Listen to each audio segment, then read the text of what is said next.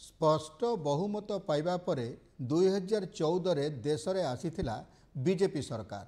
आज को ठीक 11 वर्ष पूर्वे प्रधानमंत्री भावे शपथ नहीं नरेंद्र मोदी। सेबेठारू आज जाए भारत में चली सुशासन संपर्कित एक रिपोर्ट।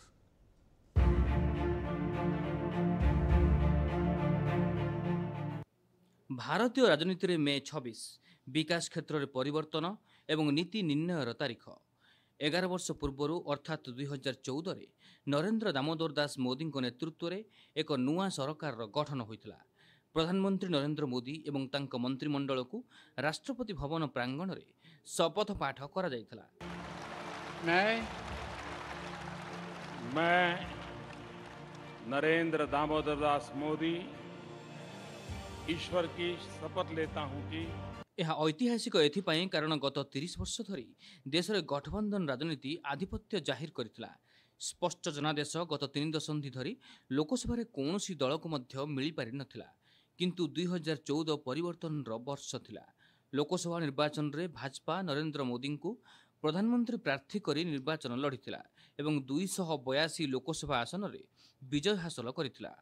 प्रधानमंत्री नरेंद्र मोदी पद संभाळिबार प्रारंभरू भ्रष्टाचार उपरे कड़ा प्रहार करथिले। दृढ़ आभिमुख्य एवं स्पष्ट नीति सह सबका साथ सबका विकास मंत्र आपणैथिले।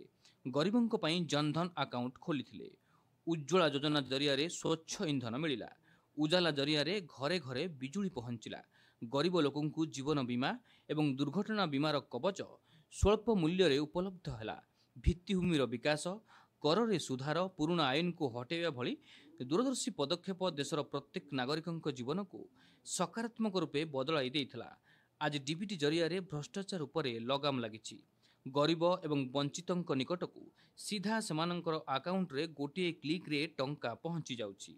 युवपीढ़ी एवं सेमानंको स्वप्न मध्यरे एबे कोनोसी बाधक आसुनी एवं स्टार्टअप और नुआ उद्यम सहजरे आरंभ करा जाई पारुछि। गत 10 वर्ष मध्य एपरी परिवर्तन आसीछि जे देशर प्रत्येक वर्ग प्रत्येक व्यक्ति आर्थिक सामाजिक सशक्तिकरणर अंश होई पारुछंती। विकसित भारत एबे सभिंकर संकल्प एवं चतुर्थ आर्थिक महाशक्तिर परिणत होबा एक विशेष उपलब्धि।